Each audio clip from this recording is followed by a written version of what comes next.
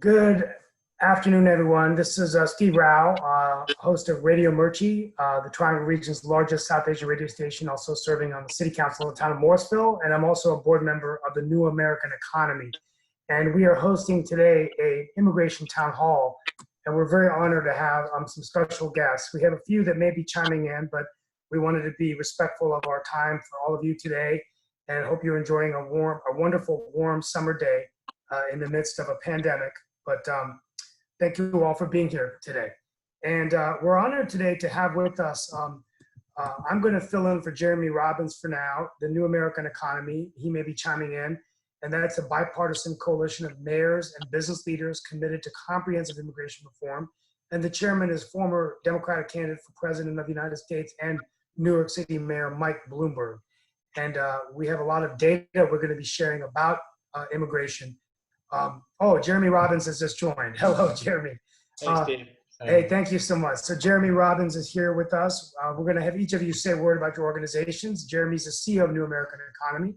We have with us also Deborah Ross, who is a longtime friend of mine. She served in North Carolina's General Assembly for 10 years. She worked at Go Triangle Elite Transit Agency, she's also a lawyer and has expertise in immigration. And now she is well on her way to winning. She's won the Democratic nomination, and she is running to be the next United States Congresswoman, replacing George Holding in District 2 in the United States Congress. So we are honored that she has taken time off the campaign trail.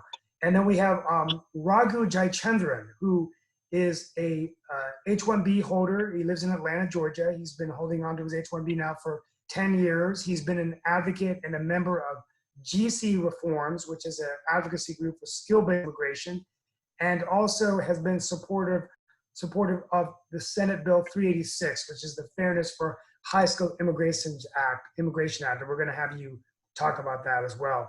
So I'm going to, I introduce you to save time for the interview, and we may have Moises Serrano jumping in from a dreamer's perspective, but we're going to go ahead and begin. So I'm going to start with Jeremy, and if you could talk a little bit about your New American Economy, but the two things that we want to talk about going into this interview, I forgot to mention, we're being broadcast live today on Radio Murchie, which is the Triangle region's largest South Asian radio station, aired also around the United States and metro cities like Philly, Baltimore, Dallas. So we're being heard around the country.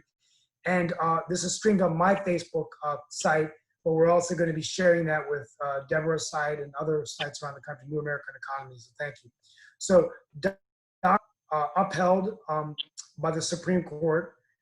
And now we've got the recent executive order President Trump's been talking about restricting skill-based immigration or H-1B immigration. So Jeremy, I'm going to start with you. What are your thoughts about what's going on in this debate on immigration? And talk to us a little bit about New American Economy and what you guys do for our listeners. Thank you, Steve. Thank you all for being here today. It's a pleasure to be on this call. Deb, thank you for joining as well. It's wonderful, and wish you all the luck in your race. And thank you, Raghu. It's fabulous to be with you. I think the Fairness for High Skilled Immigrants Act is one of our biggest priorities, and I'm very eager to hear your thoughts on advocacy around it.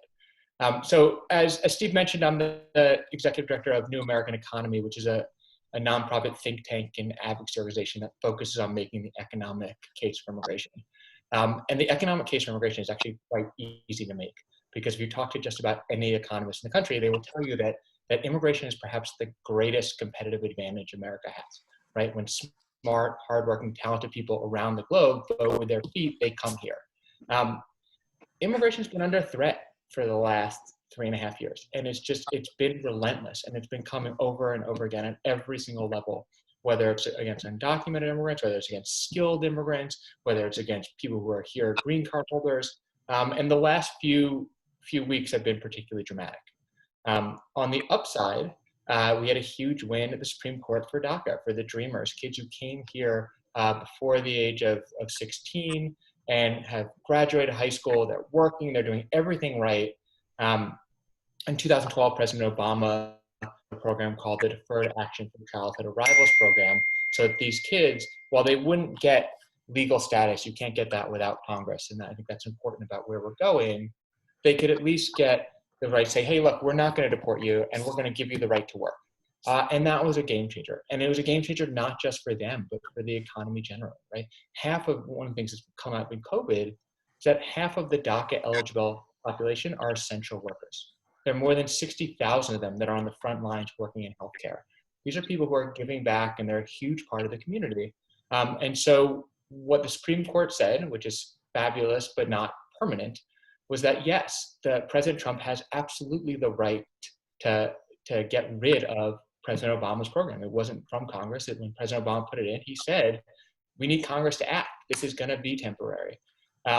However, President Trump can't do it for no reason at all. And the reason that he gave was illegitimate. And so that's a huge win in that, and for about 600,000 people who currently have DACA, it lets them continue to live their lives, to live what they are experiencing, which is how great this country is, but also the struggles of this country, and to play their role in making their community stronger. President Trump still can get rid of DACA.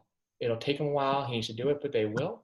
And we still need Congress to act. And so I think it's important not to let up the pressure there.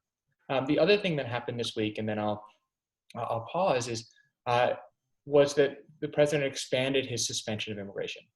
When he first announced that he was going to suspend immigration by tweet, it seemed like this massive earthquake about a little more than a couple months ago.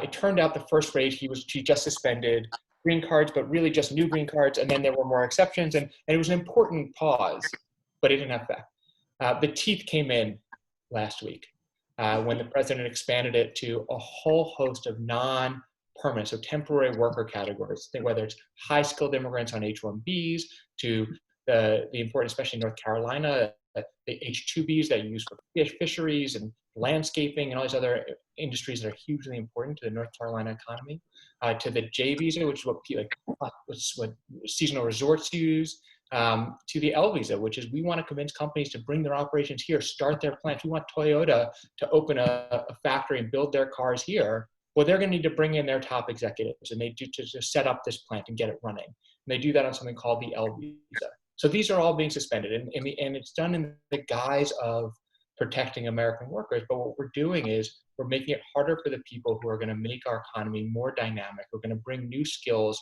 and we're making it hard for businesses to do that. And on the one hand, this is the greatest economy in the world. This is where people want to go to build their business. But we're not the only economy. And you can already hear, and you listen to what people in Canada are saying, they're thrilled because we are sending people to our competitors instead of coming here.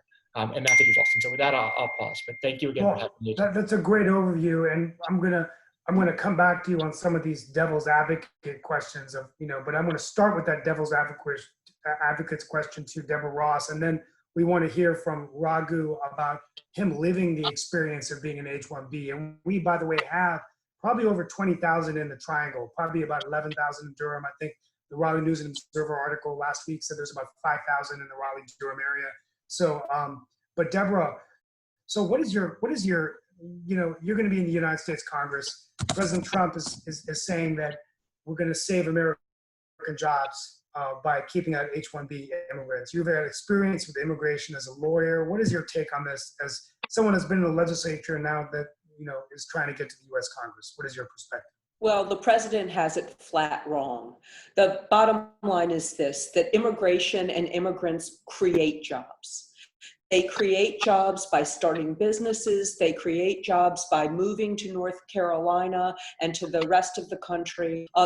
North Carolina set up the Research Triangle Park, and part of that Research Triangle Park is in my district, the district that I'm running in Wake County, with the express purpose of attracting businesses from all over the world. And it has been a tremendous success. But when you attract businesses and talent from all over the world, that means that people want to come and want to settle here and pay their taxes and raise their children. And it has been a tremendous success in North Carolina. This district has so many people from all over the world, and we're attracting them also to our institutions of higher education. NC State University is a prime example. Wake Tech is a prime example.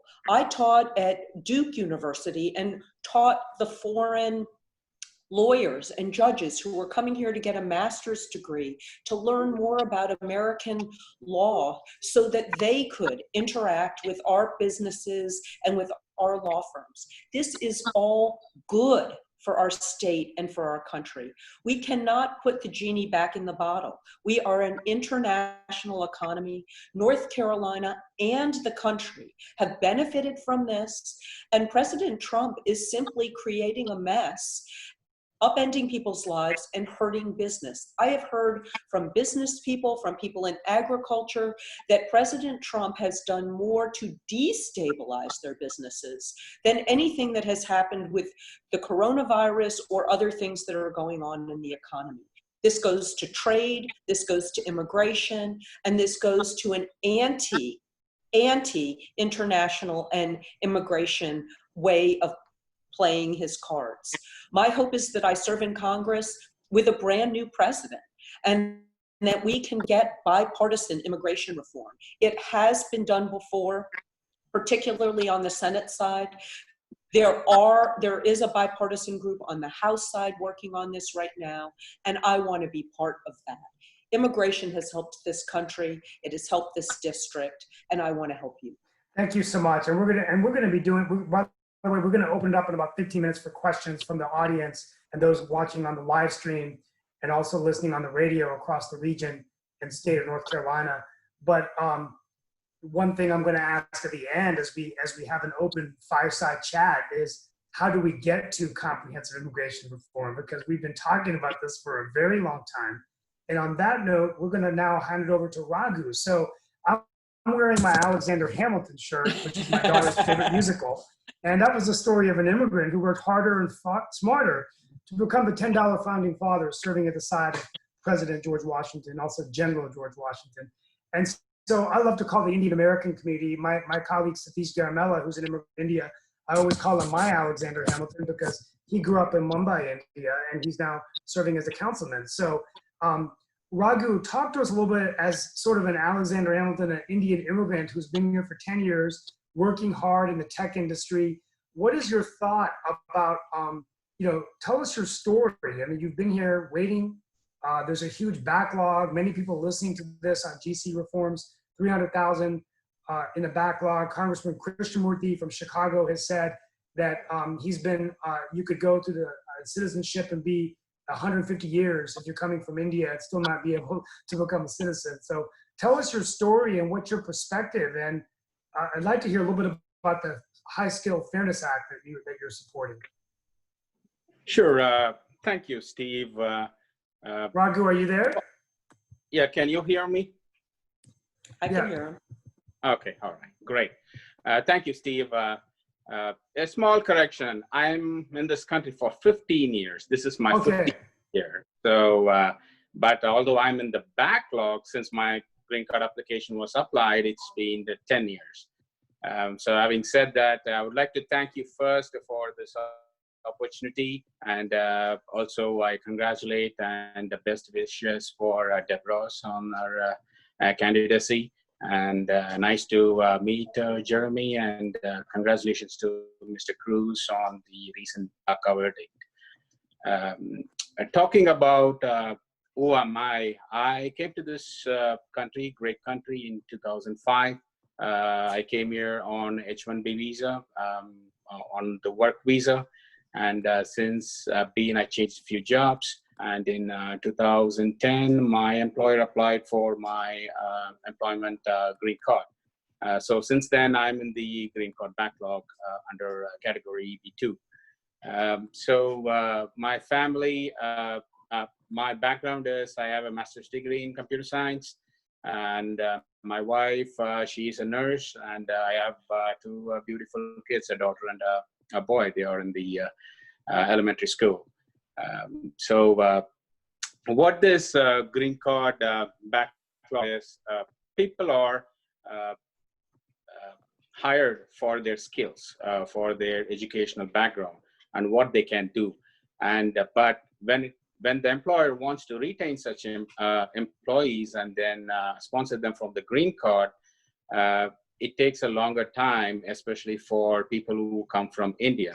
because when someone is hired for a work, they didn't ask like which country you come from.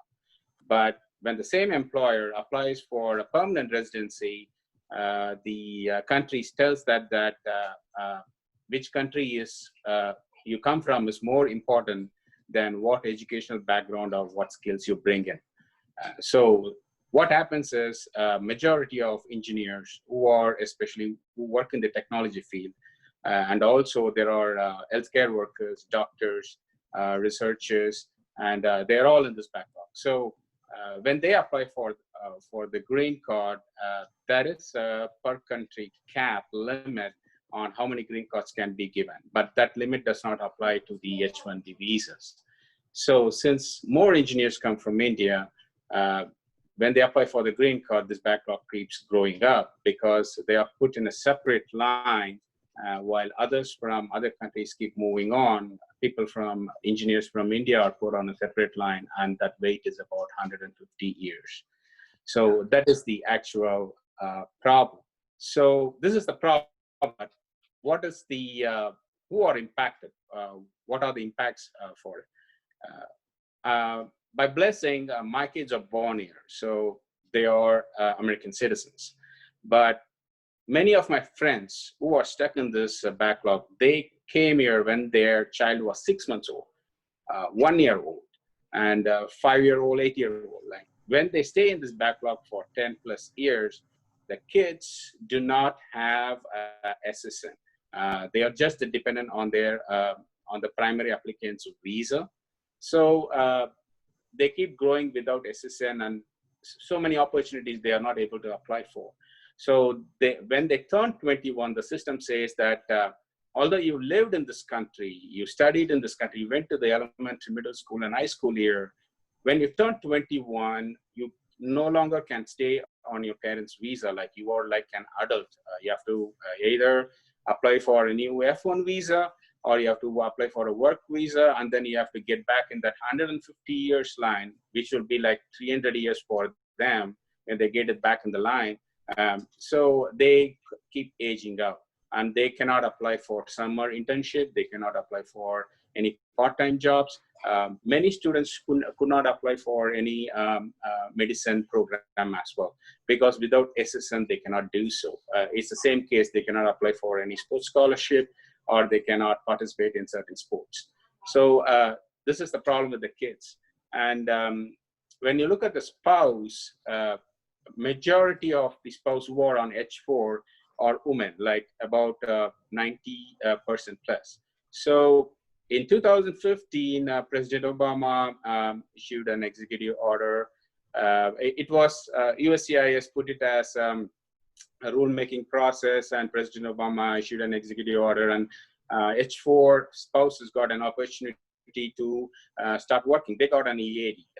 So they got some relief, but think about those people who came here in 2005, 6, 7, how long they need to stay at home before they could start working in this country. In the past 20 years, the only progress we made in regards to this employment-based green card is that H4 EAD, which is a band-aid, a patchwork, not a permanent solution. Going back to immigration reform, which Jeremy was talking about, in 2007, President Bush tried to do the immigration reform.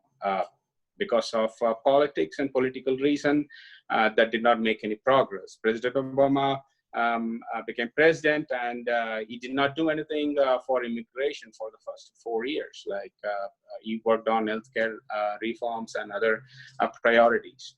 In 2011, the bill S386, which I'm going to talk about, was introduced in the House. This bill was originally architected by Representative Zoe Lofgren from California. She's the architect behind this bill.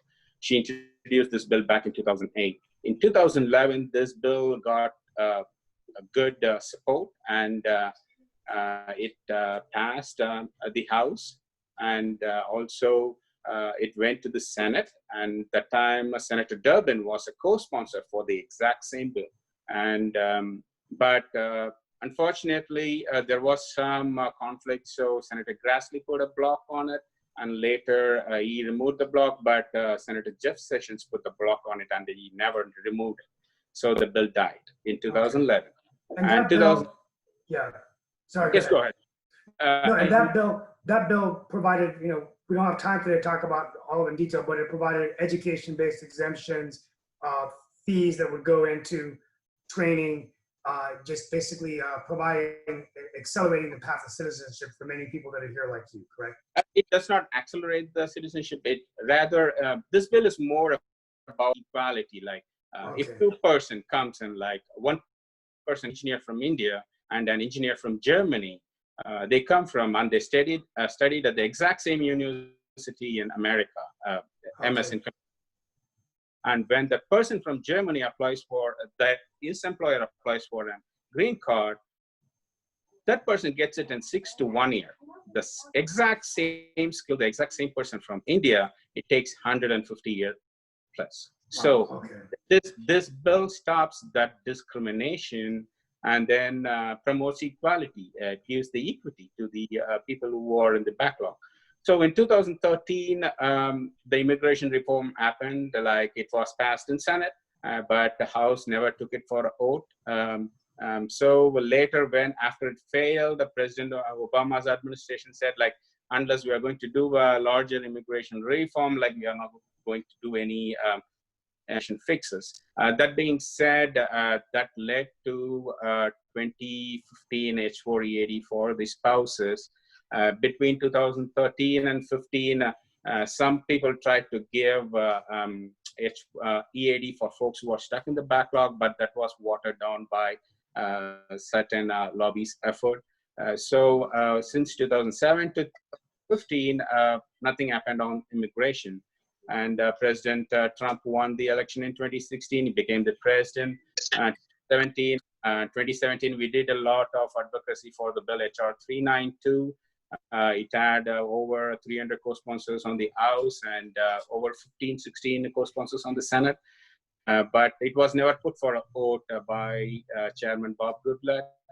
But rather they tried to work on some kind of a compromise for everything to package DACA, wall, and other this bill is 386 and everything. So 2017, nothing happened. In 2018, in Senate, Chairman McConnell put a shell bill. They added all the amendments to it, like DACA and what President Trump requested. But they voted down, but nobody voted for it. It didn't even get over 30 votes for the bill introduced by a few senators on the conservative side. And the compromised bipartisan bill got about 54 votes, but they never negotiated further. After that bill failed, everyone went back home. Wow, and again, and 2018, again, Chairman Bob Goodlatte tried to do the same on the House side. He put together 3 different packages. Everybody voted on it. It did not pass. So as soon as larger immigration packages are put together, no bill passes. Like it fails, everybody goes back home and they forget about immigration. That being said, we are here now today. This session of 116th Congress, S386 and HR 1044 is the bill. It's a bill that ends discrimination, and it fixes H-1B. It does H-1B visa reform. The amendment which was added by Senator Grassley. So Senator Grassley supports this legislation this time. And many conservatives do support this bill, including Tom Cotton. Unfortunately, this bill was passed. Fortunately, this bill was passed in July 10th, 11th, last year, 2019, HR 1044 with 365 bipartisan votes. We are going to celebrate a 1-year anniversary for that pretty soon. But when it came to on the Senate side, Senator Mike Lee, a very honorable senator, he tried to do it through UC. Senator Rand Paul blocked it to add some visas for nurses. It was negotiated, fixed, and later Senator David Perdue, the state where I live in, he put a hold for the exact same reason, to give some, I understand, because nurses are important, healthcare workers are very important. We need to make sure that there is a path for them to come into this country and serve the American people. With that said, we worked with Senator Perdue, and he also let go of his hold. He negotiated with Senator Mike Lee. And then in late September, Senator Durbin put the hold on it, and that's when all the drama started. We have been advocating with Senator Durbin to release his hold, and but so far we do exactly what he wants. He added some amendments, but those amendments were compromised, and then Senator Mike Lee checked with the USCIS agency so that they can execute that smoothly.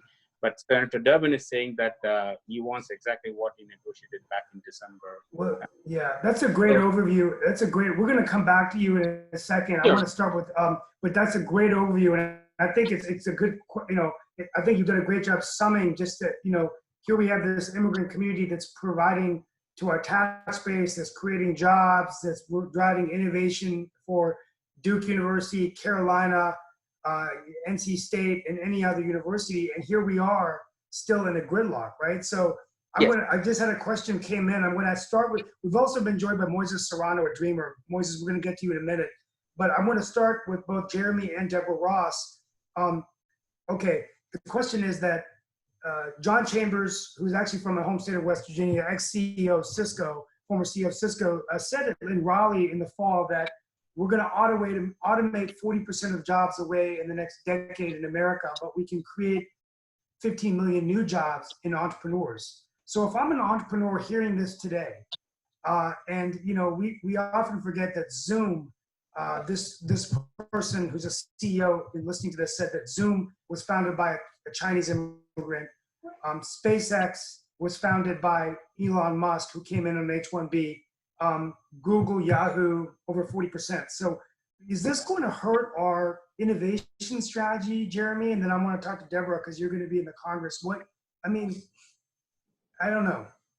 What is your talk on? Look, one of the things that when you say to people they don't believe you because it's so crazy is that there's no visa to come to America and start a business. If someone has a company they want to start, they have money they've already raised from investors, they've even hired people, there's no visa to come. And because America is a great place to start a business, you have entrepreneurs bending over backwards, doing absolutely crazy things to do it. They'll try H-1B visa by they'll sell half their company so they can be an employee instead of the owner, and instead of trying to invest all the money in the company and bootstrap, they'll have to pay themselves the market wage at the beginning, which makes their company harder to grow. And I mean, people want to come here and they want to start businesses, and it's a huge benefit to our economy, right? Immigrants are way more likely to start business. They also start the kind of businesses you need when you're growing out of a recession. The Main Street businesses like laundromats, restaurants, the things that are closed that we're going to want to bring back are things it is a huge benefit to America that people want to come here. Other countries have realized that, and so they have changed their immigration law and they use it as a weapon, not just to attract immigrants, but specifically to target immigrants who want to come to America and can't. So whether it's Canada, whether it's the UK, all over there are probably about 20 countries around the world now that have visas specifically to attract immigrant entrepreneurs to start their companies there. In Chile, they even had a program where they would give them money when they came, right? I mean, people are rolling out the red carpet and we are shooting ourselves in the foot. And so absolutely, you think about what it means right now when you have so many Americans out of work, you have so many businesses that are shuttered and maybe won't open. There are two ways to think about it. One is there are fewer jobs. We should fight for the few jobs that remain, and therefore let's keep all the immigrants out and try and get those. That is a path to economic ruin. That is not a path to grow. We need to grow our way out of the economy. And if you look back to the role that immigrants played in the last recession and the one before that, they played a role in coming into neighborhoods that were hard hit and starting business. They played a role in being the key employee to help businesses grow. And so I think this pitting of immigrants against American workers is very dangerous, both because I think it's divisive for the country, but it's also just economic malpractice, right? We want to be the country that grows. Deborah, what is your take on that in terms of So innovation? this is the bottom line. We have a global economy. That isn't going to change. And whoever attracts the best talent and the people who have the most entrepreneurial spirit, they're going to win the economic race.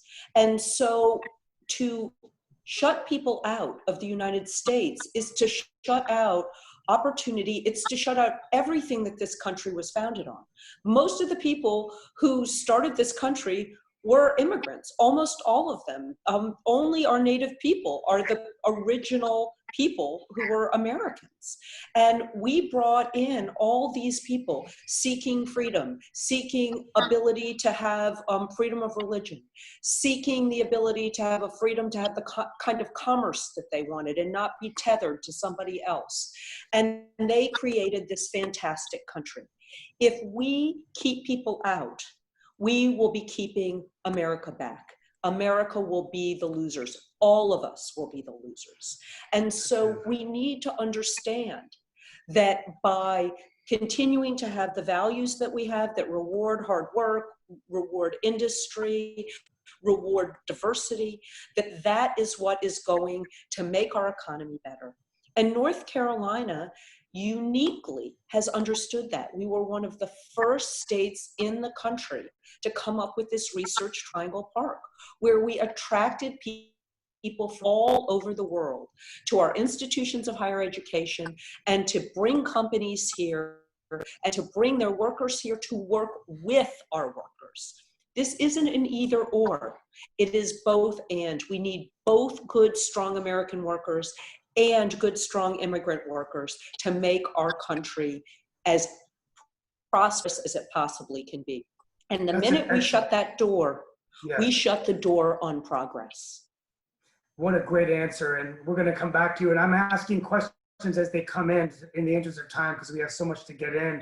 And by the way, the data is all on New American Economy's website. And I'm going to have Jeremy cite some of this data in a few minutes. But, I've seen data that, said, a year ago that if we accelerated the path to citizenship just in North Carolina, we'd add 745 million to our GDP. And the fact that 1.83 workers are created for every H-1B immigrant. So, and we're going to talk about it at the end, because I think what's driving this discussion is the fact that these immigrants are taking away American jobs. Before I hand it over to Raghu, I want to come to Moises Serrano, who just joined us. He's a dreamer.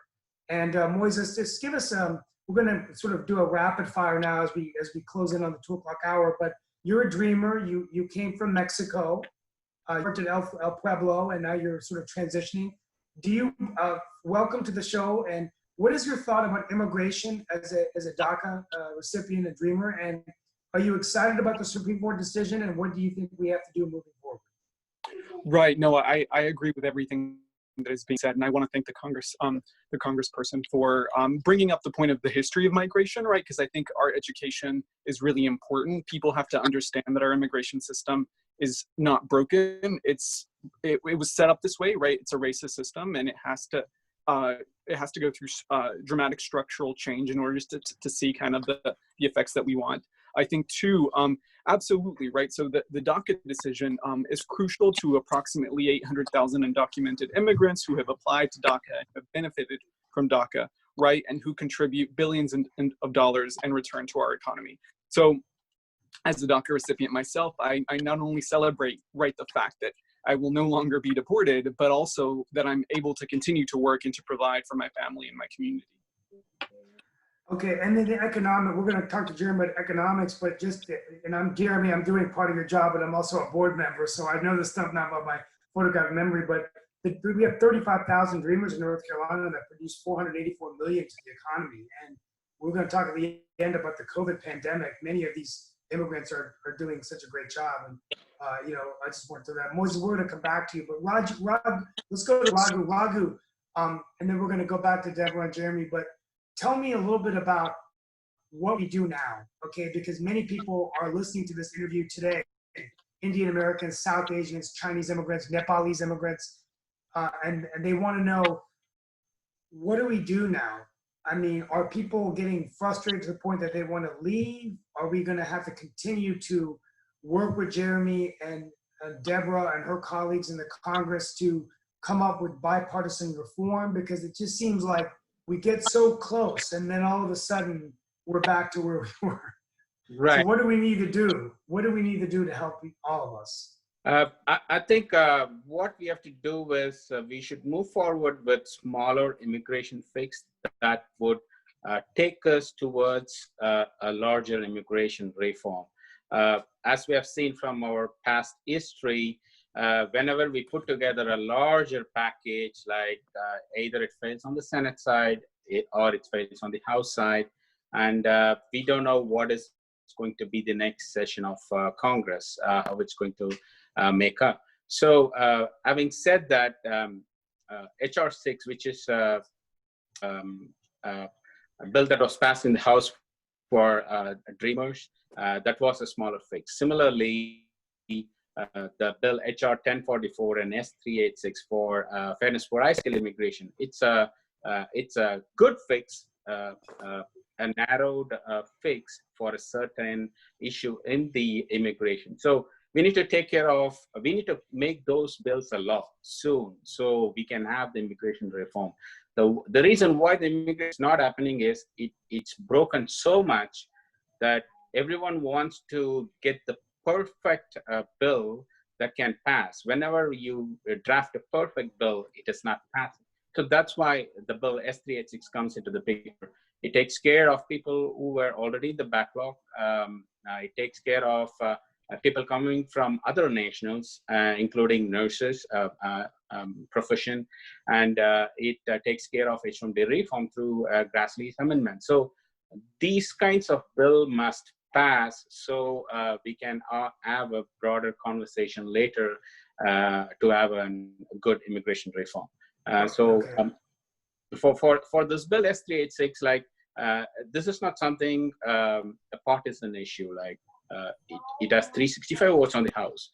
It has total 36 co-sponsors on the Senate. Like if this bill was put for a up-down vote, this will pass very easily. But the way the Senate works, it is not very easy to put a bill for a vote like it was done on the House side. So that's why we are going through the, Senator Lee is going through the UC route, and even one senator can block it. But at present, it's Senator Durbin who is the only person who is blocking this bill, which the exact same bill he co-sponsored back in 2011. And what we are doing from the advocacy standpoint is we have Meta's office and in DC, and we are doing advocacy at many states. Like last week in Michigan, people did a car rally. Like no one got out of the car; they just drove around the streets to let know, like, please, Senator Durbin, like unblock this bill and pass it. And today, earlier in Chicago, people did the same car rally. As kids, age 4 age of kids spoke about this issue.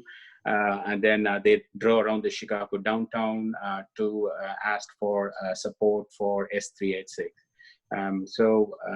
Having said that, what I'm asking from the panelist here is, like, if you have any connection or network with the Senator Durbin, please reach out to him and explain to him that this bill helps families. This bill gets families together. People who live in the country for 10 years, they made a visit for their brother sister's marriage, or they had some family emergency, they need to make a visit. So the spouse or the primary applicant made a visit to their home country, and they're stuck there. Like with this current immigration events, they could not apply for a visa, or they cannot come back to the country. Their employers are nervous that their employee is stuck in a different place. And with all the current events in COVID, they are testing working from home and how this can be done remotely. So what these employers think is, like, why not I make the person or move these jobs offshore or near shore? And because of this bill is stuck in this Congress and the latest immigration moratorium, like employers are thinking a different ways to get the jobs moved. If the people are here, if you attract the people are here, they are going to buy homes, they are going to invest here.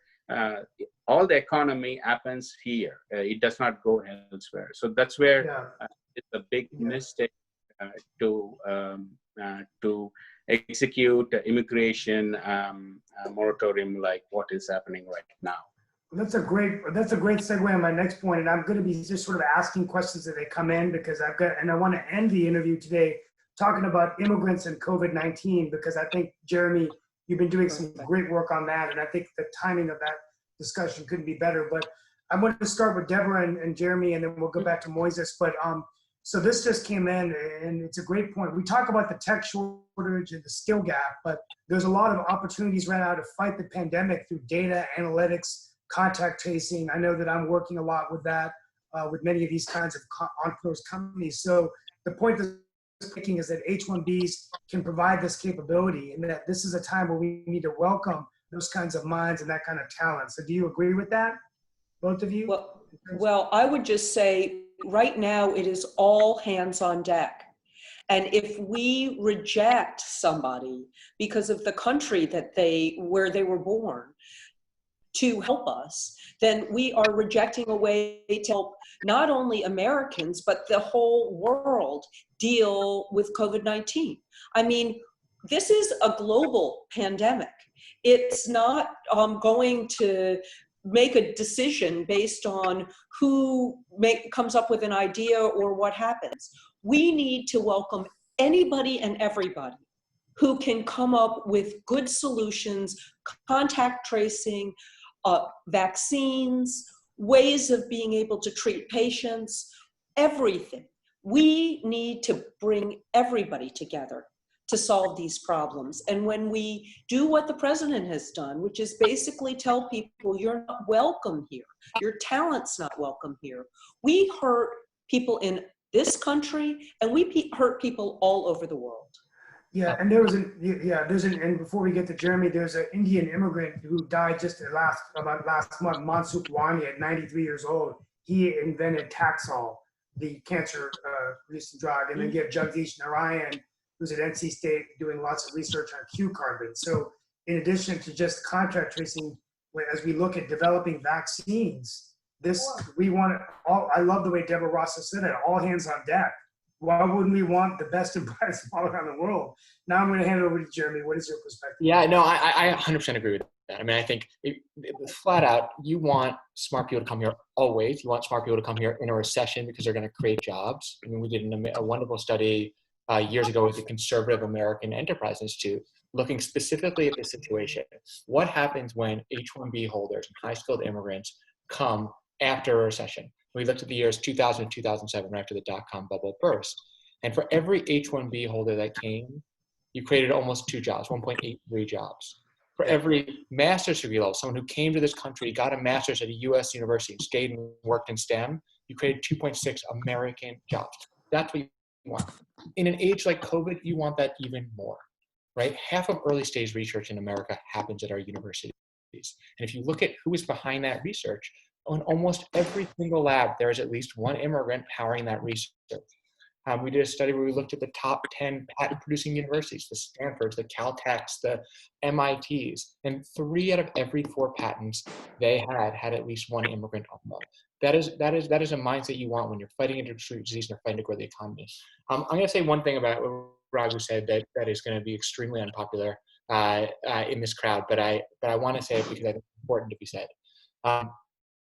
S-386, the Fairness for High-Skilled Immigration Act, is an extremely important bill. I agree wholeheartedly that we've been advocating since the moment it was read, since 2011, in that first fight when Grassley put a hold in it. We've been fighting nonstop for 9 years on this bill. I believe in this bill. I believe in no other context would we accept a bill that says we're going to treat people differently based on the country they come from. I think that is extremely important. Senator Durbin has a different view, but I think it is extremely unfair to target Senator Durbin as the enemy. I think we should be pressuring him. We are, as an organization, we are talking to his office all the time, trying to get them in the right place. But Senator Durbin believes in immigration, and he believes in green cards. He does not agree with us on this point, but what he wants to do, it's not that he doesn't want to get rid of the backlog. He does. He wants to add more green cards to do it. And what he's faced with is the reality that the other side is saying, no, we're not going to add one more green card. So what they're saying essentially is to be able to clear the backlog, you have to do that by making everyone else wait. from an organization, we believe very strongly that there's no reason that that backlog should exist in the first place. And so while we don't want to make anyone else wait, it is worth it to clear the backlog, because it is a simply unacceptable thing to say to someone, we're going to treat you differently because of the country you come from. And I think it's economically ludicrous to say, we're going to make you wait 150 years when you can go to any one of our competitors. When Canada is taking billboards out in Silicon Valley that say, hey, having trouble getting your green card, come to Canada. You'll have permanent residency in months. Like, they're not saying it's like Canada is so wonderful and it's great. Or they're really just saying, we know you want to go to the US, but come here. So what Senator Durbin has done on this bill is he said he has put a hold on it, and we've been pushing him really hard to remove the hold, but he said, no, like, let's make it better. And he negotiated a compromise that at the end of the day would say, look, like, yes, all right, we can't add more green cards, but then we're going to say to the people who are in that line while they're waiting, that you get to act almost as if you had one. You get to change jobs. You get to do all the things that you would do if you had the green card. What that did is it brought out a lot of opposition from the right. So you're right. Like, we fought with Grassley to get Grassley's hold lifted. We fought with Purdue to get Purdue's hold lifted. We fought with Rand Paul to get Rand Paul's. And now we have all where it's like whack-a-mole. We're fighting each one. Now, I think at the end of the day, it's important to pass this bill to even if it's not a perfect bill, to get baby steps. Senator Durbin wants more progress. He doesn't want to do it if it's not like, that's a disagreement, and we should disagree. But we should recognize that Senator Durbin is fighting for the same thing. And I think as we treat him, we think about this, like, it is destructive to burn our friends, because this is a long fight and a hard fight. And so I do agree with you, Raghu, 100% that, like, this is a bill that needs to pass, and we need to get Senator Durbin in a position to pass it. But we also need to recognize that he is trying to do what he believes is right for immigrants as well. Thank you so much. That's a great point. Moises, what is your perspective as a dreamer? We still have 15 minutes, folks, and I've been helping us with time, as it's not the easiest thing to moderate. There's so much information, but this has just been so engaging. Moises, dreamers are entrepreneurs. They're here in school. They're doing great things. So what's your perspective as a dreamer? I mean, you're living the dream. What do you think we should be? What perspective should we be bringing as we work on coming up with reform? Right. So that's the billion-dollar question, right? How do we move forward? I specifically completely disagree with the piecemeal approach. We have seen this already, right? DACA was a piecemeal approach. The DREAM Act, right, is close to being 20 years old, or it's over 20 years old now, and that piecemeal approach failed, right? A piecemeal approach is no more strategic than a comprehensive immigration reform package. For me, it's not about me. Right? It's about the millions of undocumented people in this country. I can't and I won't leave them behind, right? So I think the only way forward is to recognize that our institution, our immigration institution, has a history of being completely founded on prejudice and bias. The only way that we can move forward now is to establish some type of immigration reform pathway that grants citizenship for the 11 to 12 million undocumented individuals in this country. We need an accessible pathway towards citizenship. My family and I were getting ready to have spent 3 decades inside of this country in immigration legal limbo with no way forward, right? I'm not leaving my parents out of this.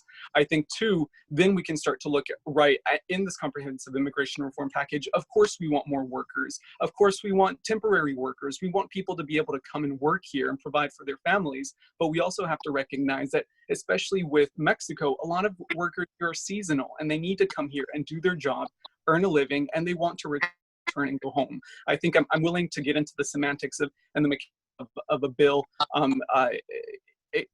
as a package. But again, I think the only way forward is to move with some type of pathway for the estimated 11 to 12 million undocumented individuals in this country. That's such a very succinct answer. And I think that as we end, we're gonna talk about the strategy that we can all come up with on the path to reform.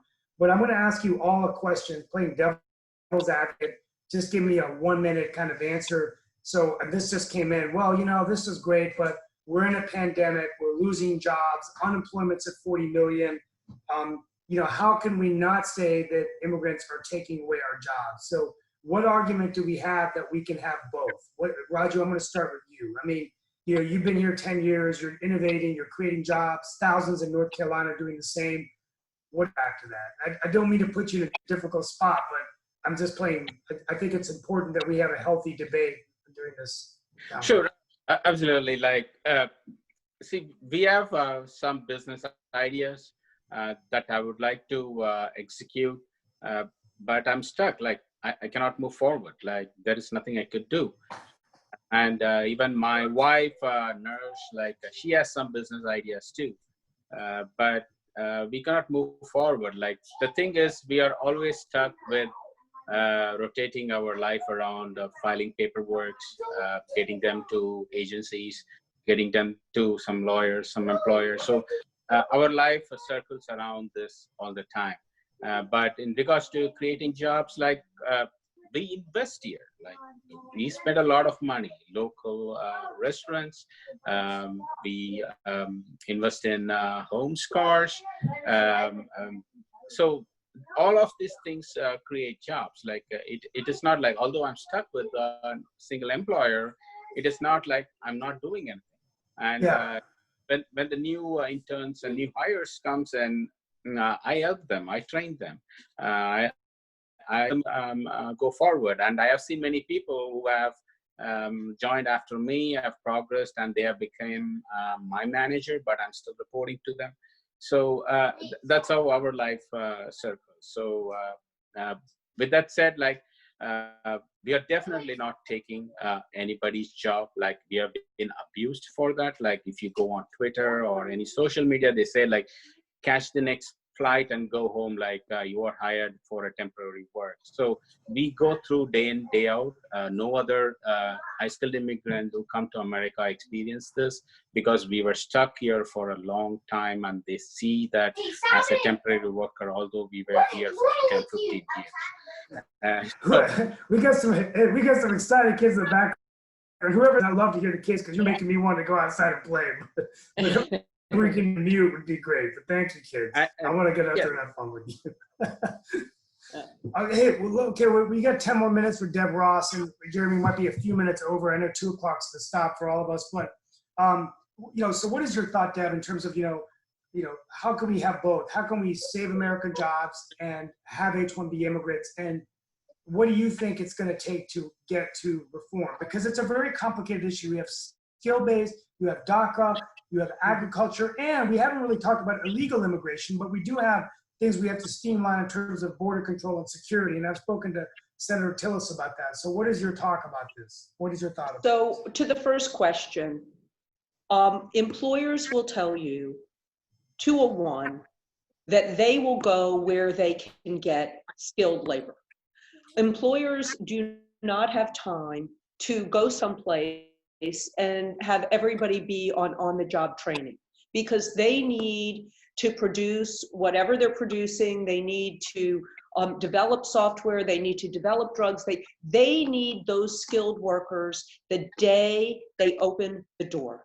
And the fact of the matter is, in a lot of places in this country, the skills that you need at the time are not immediately available. And if you go and talk to some of the largest employers in the Research Triangle Park, they will tell you that. And that is exactly what these visa programs are based on. You have to make some kind of demonstration that you cannot find somebody else to do that job on day one. And so when you get your business going, that creates jobs for everybody. It means the business grows, there are more jobs that are there. It means that the people who live there want to rent apartments and buy homes and pay taxes and go buy groceries and do all of those things. And our economic development people call that the multiplier effect.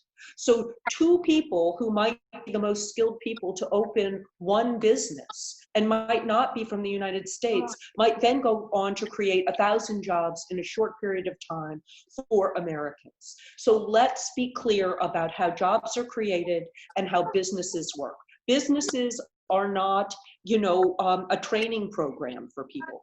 They need to get their products to market, and they need to have short-term returns in order to invest that money back into their business.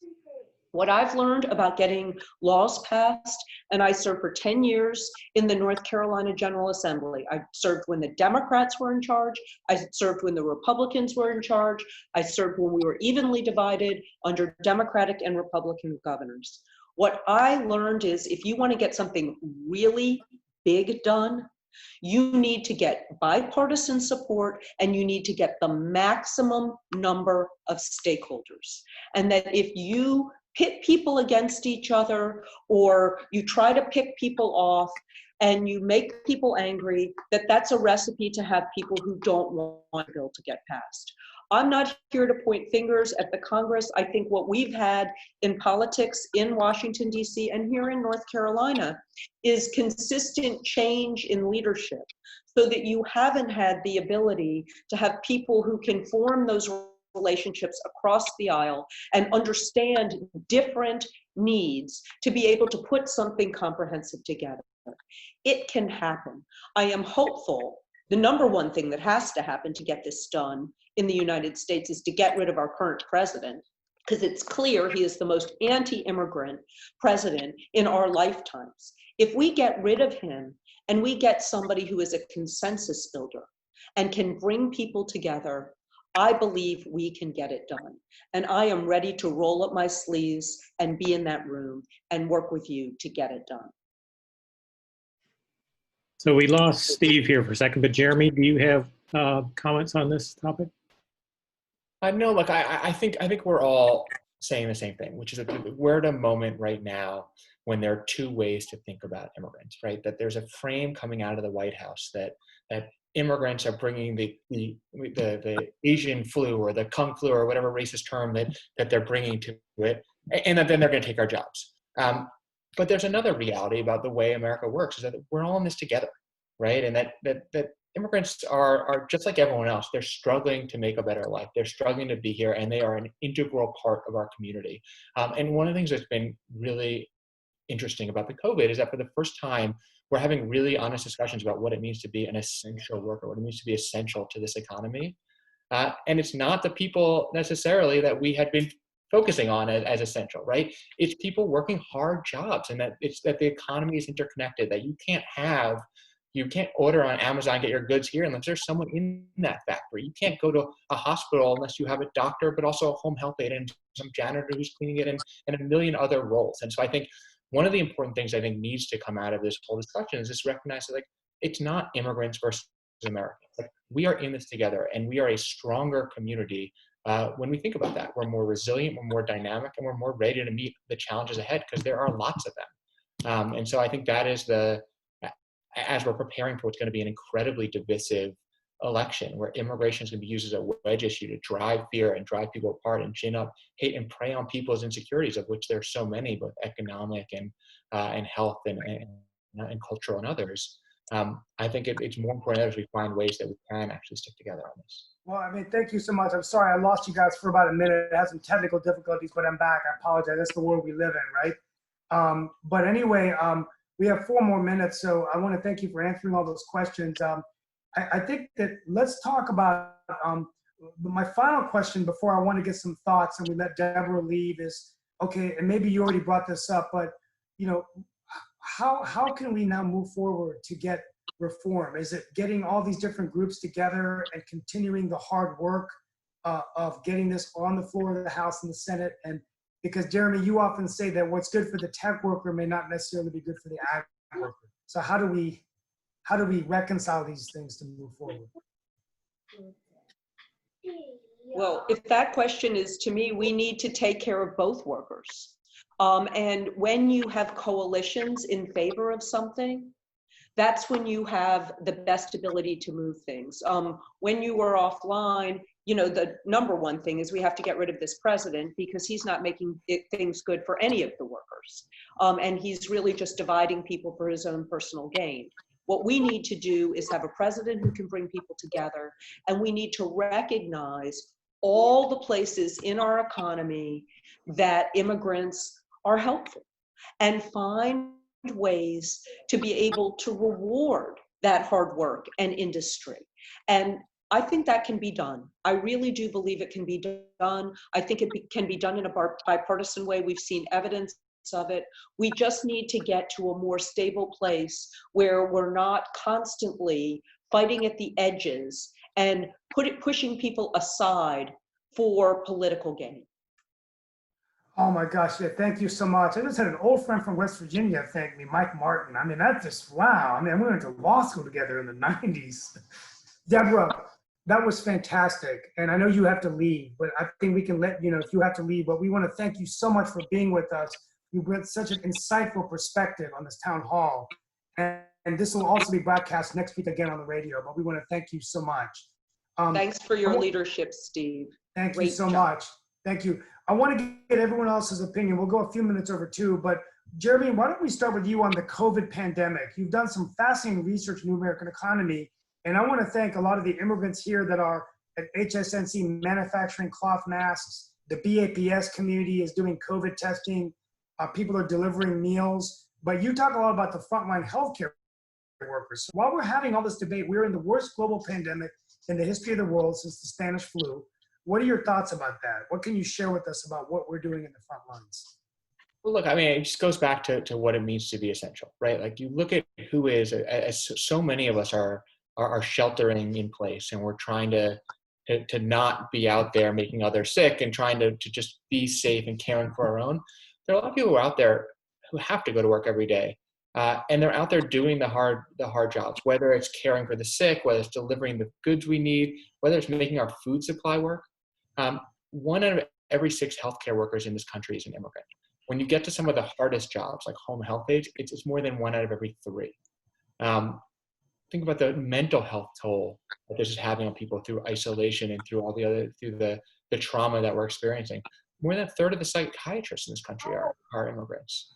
You think about food, we're facing real meat processing. There are huge outbreaks at meat processing facilities. At the same time, like our supply chain of meat is, well, more than a third of meat processing workers are immigrants, and a quarter of agricultural workers. And when you look at the people actually picking the crops, it goes up to more than a half. Like, this is an important role that people are playing that is not just providing themselves, that's providing for everyone. And I think we need to think about that a lot when we recognize what's about to come and the threats that are coming against them, the villainization of immigrants, the othering of immigrants just in general. Like, they are part of what makes the United States work right now in a hugely important way, and we need to recognize that.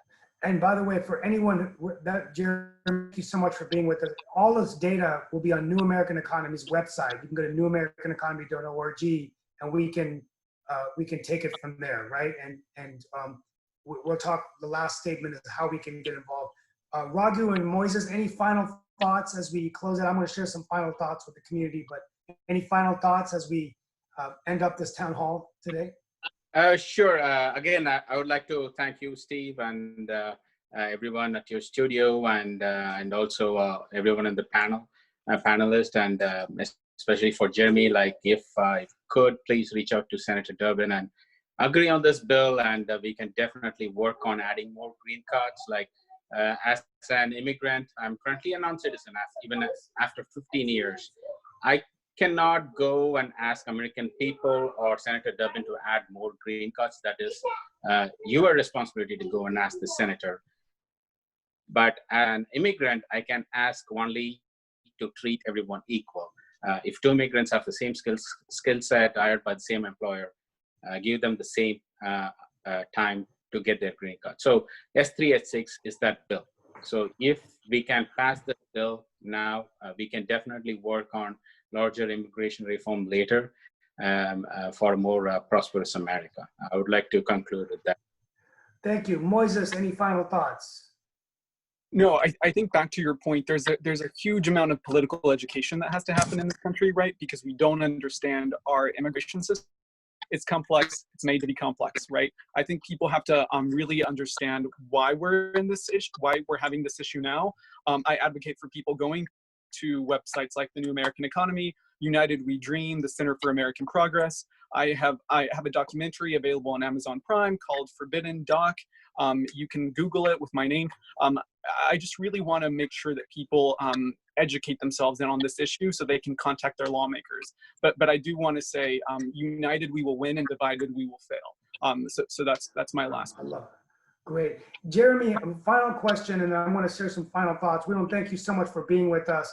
How do people get engaged with New American Economy? I'm on the ground here for us in North Carolina, but it's a great organization, folks. And Jeremy and I and the team. I want to thank everyone on the team I work with on everything, but how do we get more engaged? Yeah, no, thank you. I appreciate that question. And I think Moises and Raghu said it perfectly. You've got to get educated and then you've got to advocate.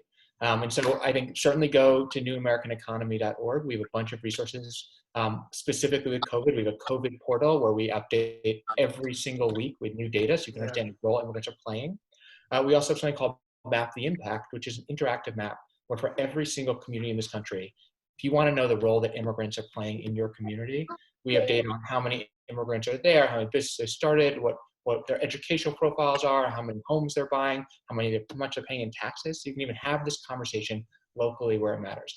But the reality is, like, we're not going to get change through the data. The data is hugely important. We're going to get change through the stories. People need to speak up, and I think that's the most important thing. I think that's why the work that Moises is doing and that Raghu is doing is so important. And so one of the things that we have done to try and help that is that we employ a team of storytellers and journalists. And what they do is they help people. I mean, one of the constant refrains we hear is, well, I have a day job. I don't really understand politics. And yeah, I think this is bad, but what can I as one person do? And the reality is that you as one person can do a lot. When Deb Ross is in Congress next year, she's going to have someone who is going to look every single day at every press clip that mentions her name or every press clip in her district and is going to flag it so she sees it. So writing a letter to the editor, placing an op-ed, speaking out, writing an email or a letter to a congressman directly, that matters. It matters more than you think. And it's hard to do and it's intimidating to do. And so we would love to help you. And so please do reach out. My email is jeremy@newamericaneconomy.org. Just reach out directly and we will connect you with ways to get involved. But please don't sit back. Please do speak out. I think especially the S386 community has been incredible at advocating for itself. I think and I think certainly the Dreamer community through United We Dream, and there's a bunch of other fabulous organizations, but they need help. They need people to stand up and fight. So please do get involved certainly with us or with any of these groups. It's an important moment and we do need you to step up to the front line. Well, we've run out of time, but we're going to do another one of these in another month, and we're going to keep doing these town halls. And I want to thank, first of all, I want to wish everyone safety. I want to thank all those who attended today's town hall meeting, along with those listening on radio. And also, I want to thank Radio Murchie and GC Reforms and Raghu. Thank you for being with us, and you provided such great insight. My closing message is next week we celebrate July 4th. I am wearing my Alexander Hamilton shirt, and I think this is going to be a different July 4th. We're not going to hear the noise of fireworks. Many events have been canceled, but I think that we have to remember what this country's about, that we really are about encouraging the best and brightest from around the world to come here. And when we do that, we become a mosaic. And Morrisville, where I live and where I lead the city of Morrisville, is a great example of that. And we can do so much together. And I think that's what we really want to create. That's the kind of country we are. That's the kind of message we want to share with the rest of the world. And I can't think of a better time than that message to be shared than now, when we literally are trying to fight this dreaded monster. We're in the midst of racial turmoil in the United States. And I think it's time for us to send a message that we're united. Sometimes, like President Kennedy said, we do things not because they are easy, but because they are hard. And immigration reform is hard, but we can do it. And I want to thank you for that. That's my final message. But Jeremy, thank you. Look forward to meeting you in person one day. But this is, I think, the closest we'll get there. And, thank you for all your advocacy, Steve. Yeah, thank you so much. Everyone have a wonderful summer day out there. And we'll be back next week for another edition of Radio Murchie, the Triangle Region's largest South Asian radio station. But I want to thank you all for joining us in this continued debate we're going to have. And we're going to make reform happen one way or the other. Thank you so much. Thank you, Steve. Thank you.